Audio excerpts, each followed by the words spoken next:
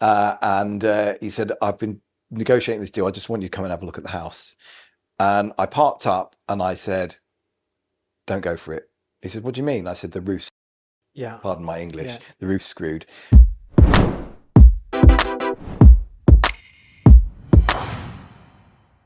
So therefore, an understanding of the refurb process is absolutely vital if you want to make a success of your product. So I would say that, again, common sense. You're not going to know everything, but one of the things you do need to know is what is the process to evaluate a refurb and what should you do. The other thing I would say is management of people. I said that, you've got to be a people person.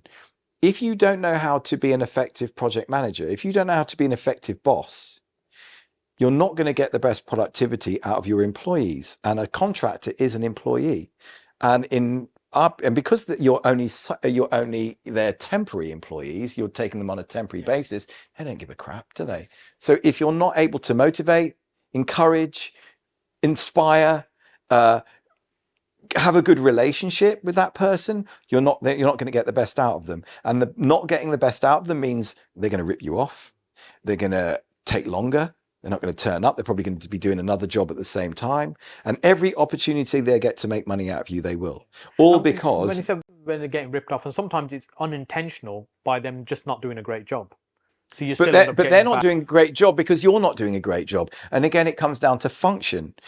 What is the function of a project manager? It's not just to go in there and tell people off. Actually, the function of a project manager is to inspire their staff, to provide them the right resources, to encourage them. That's the job of and I was telling you again, I did the wealth dynamic Right. thing, Yeah. Yeah. okay? And disappointingly, or not unsurprisingly, it said, these are the things you should do, these are the things you shouldn't do. And it said, first of all, don't be a project manager. Right. I don't have those skills, but I do have people skills. Yes. So I managed to get away with it for So you 15 years. supporter, Yes, I'm a star creator, star creator. but Cool. Yes. I think I just appreciated the fact that my trade team were more important than my investor clients. You value the I people. valued the people, so I would make sure that I took coffees round, teas. I would consult with them, and I never had a problem. So I would say that, again, this is why I can teach people in a day, half a day, the fundamental principles of what they need to be doing, and then applying a bit of common sense on top of that means that they can actually get away with completing a very complex job with minimal experience because they've got the fundamentals right.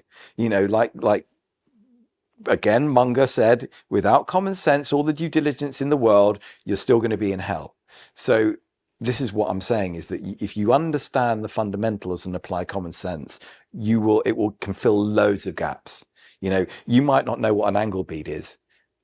It doesn't matter, because you have treated that person with respect, and they're now treating you with respect because you understand how to behave. So that's what I'm doing in short. But the refurb side, if, like I say, and as you confirmed, if you go into this thinking you know what you're doing when it comes to refurb, your project will take longer. That means you're going to lose money. It will cost you more. That means you're going to lose money. Potentially, it could ruin the whole deal, because if you're doing rent to rent, for example, this is where understanding what a refurb costs is so important. If you're doing rent to rent, it was a client. I would say that this is what amazes me, is that I have worked with some of the top people, and have seen them make the most horrific mistakes, because it's all about going big, and they lose the plot. But one person comes to mind where they had spent 6 months negotiating a rent to rent deal. And this was at my early days going into PIN meetings. And I said, look, I was offering a free property inspection just to get my name out there. And he said, Jules, and it happened to a couple of people actually, but this guy came to mind because he was I was quite, oh, this guy knows what he's doing. And he said, I've been negotiating this deal. I just want you to come and have a look at the house. And I parked up and I said, don't go for it. He said, what do you mean? I said, the roof's, pardon my English, the roof's screwed.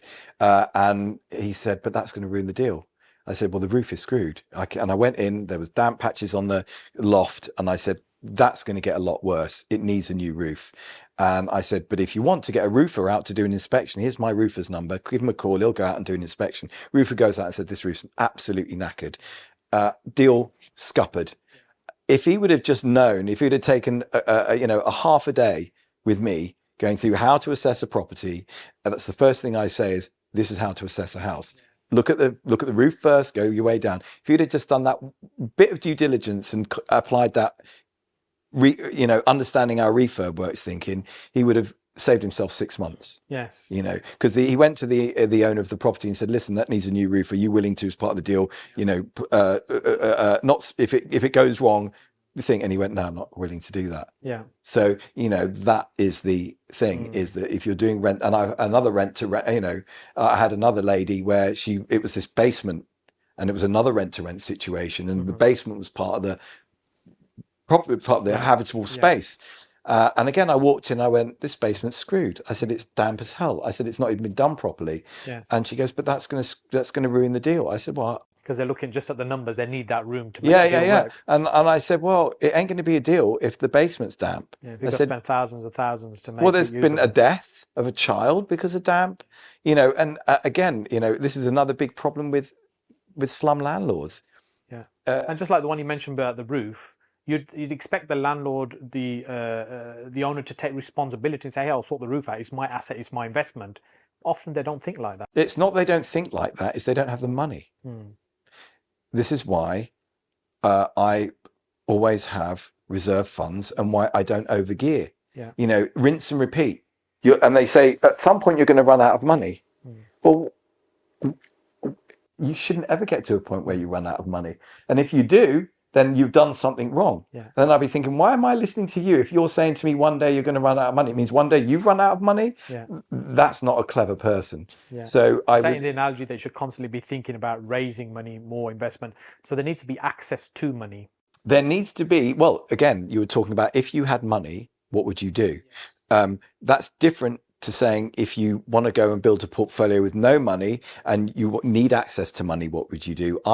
That's not my chosen strategy. That's not the route. I'd rather be designing stuff and doing training days and enjoying passing on that knowledge. But from my own perspective, if it's somebody like me who's looking to invest in property because they've got some hard-earned money that they've got that they want to do something with, they don't want to lose money with inflation, or they've got an inheritance, or they've been, anything like that, where they just want to invest in a fairly traditional way, then I would say do not run out of money, and always make sure. Wipe you out of this business if you run out of money. You'll only have you will have unhappy tenants, and there's lots of situations where landlords go, look at the mess of this, the tenants left in this room, and then you go, well, actually that room looks like it's in a really bad state, in a property that's in a really bad state. I had a tenant say to me once, he said, Jules, I lived in a really bad house, and the landlord was having a go because it was in a I didn't do this. And he said, but in my mind I'm thinking, well, if the landlord's not willing to look after the property, why should I?